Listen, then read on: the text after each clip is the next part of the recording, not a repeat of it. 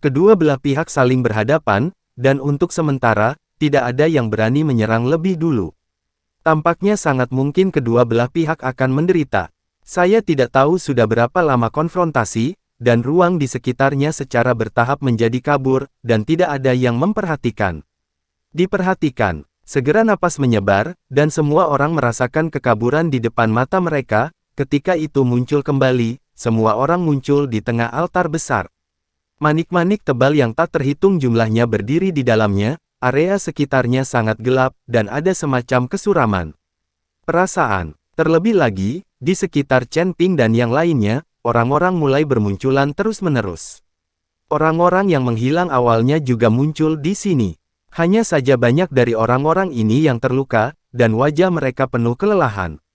Saat ini, Gao Qisheng dan keluarga Gao melihat Chen Ping dan bergegas. Chen Ping melihat bahwa Gao Qisheng juga terluka, dan beberapa biksu keluarga Gao yang mengikutinya. 2. Gao Qisheng, apa yang terjadi? Chen Ping sedikit mengernyit dan berkata, Tuan Chen, saya tidak tahu apa yang terjadi. Setelah saya melewati gerbang cahaya, saya sampai di sebuah gunung. Di dalam hutan, ada banyak rumput peri dan binatang buas di hutan gunung ini. Untuk bersaing memperebutkan rumput peri dan pil binatang, kami memulai konflik dengan biksu lain. 2 orang dari pihak kami tewas. Gao Qisheng berkata dengan ekspresi sedih. Setelah Chen Ping mendengar ini, dia melihat sekeliling dan menemukan bahwa awalnya ada ratusan biksu, tetapi sekarang bahkan setengahnya. Tidak ada yang tersisa terutama pembudidaya biasa itu, masing-masing sengsara, dan beberapa dari mereka terluka parah bahkan jika mereka tidak mati. Ini adalah uang buatan manusia yang khas, burung mati-mati untuk dimakan. Untuk mendapatkan harta karun itu, ambillah risiko yang sangat besar. Chen Ping menemukan bahwa hanya pihak mereka yang memiliki biksu paling banyak, dan kemungkinan besar kekuatan mereka seimbang, dan tidak ada yang berani melakukan apapun. Jika Chen Ping tidak bersatu dengan para pembudidaya biasa itu pada awalnya, mereka semua akan terbunuh perlahan, dan tidak akan ada banyak orang yang tersisa. Jin Sa, bagaimana situasimu? Di sisi lain, 4 anggota lainnya dari 5 elemen Tianxia menemukan Jin Sa, dan melihat darah di sudut mulut Jin Sa. Anda berkata dengan heran, Anda harus tahu bahwa mereka adalah biksu terkuat di sini, jika mereka tidak diincar oleh banyak biksu. Tidak mungkin bagi mereka untuk terluka sama sekali. Melihat semua rekannya telah datang, Jin Sa menjadi percaya diri dalam hatinya seketika, dan kemudian matanya membeku. Lihatlah Chen Ping dengan dingin. Seorang anak mengambil keuntungan dari ketidaksiapan saya dan menyakiti saya. Jin Ran berkata dengan tatapan membunuh. Siapa itu? Berani mengambil tindakan terhadap anggota Liga Penyegel Iblis kita? Musa mengerutkan kening dan bertanya dengan marah. Itu dia. Jin Sa menunjuk Chen Ping. Beberapa orang lain memandang Chen Ping, dan ketika mereka melihat bahwa Chen Ping hanya berada di peringkat keempat dari Body Fit Realm, mereka semua tercengang, wajah mereka penuh dengan ketidakpercayaan. Jin Ran, apakah kamu bercanda? Orang ini adalah hanya nilai Body Fit 4. Bisakah dia menyelinap padamu? Bahkan jika kamu berdiri diam, dia tidak bisa menyentuhmu. Huo Sa sama sekali tidak percaya. Yang lain juga tidak percaya, lagi pula, jarak kekuatan antara keduanya terlalu besar. Jika Anda adalah seorang biksu dari peringkat ke-8 alam tubuh komposit dengan bakat luar biasa, adalah mungkin untuk melompat untuk melawan dan mengalahkan tubuh komposit. Seorang kultivator alam fisik kelas 9.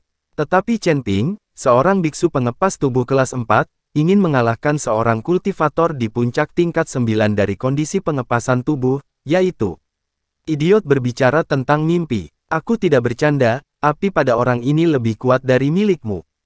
Kamu tahu, yang paling aku takuti adalah api, dan selain berada di tempat api, kekuatanku telah melampauiku.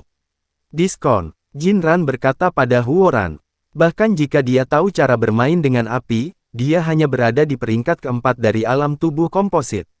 Kemana dia bisa pergi? Saya pikir Anda bercanda, saya tidak percaya sama sekali. Saya tidak percaya. Melihat Jin Sa tidak mempercayai siapapun, dia hanya bisa berkata, aku akan membawamu untuk menemukannya sekarang, dan membiarkanmu melihat bocah kecil ini.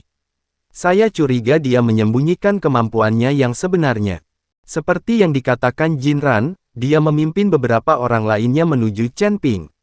Chen Ping memandang 5 elemen surgawi iblis yang mendekatinya, alisnya sedikit mengernyit, dan ekspresinya menjadi bermartabat.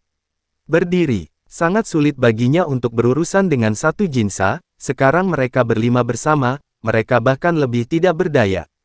Kemungkinan, di sisi lain, Ning Kaichen dengan panik mencari putranya, Ning Ken. Kekuatan Ning Ken tidak tinggi. Setelah dipisahkan, Ning Kaichen khawatir sesuatu akan terjadi pada Ningdi.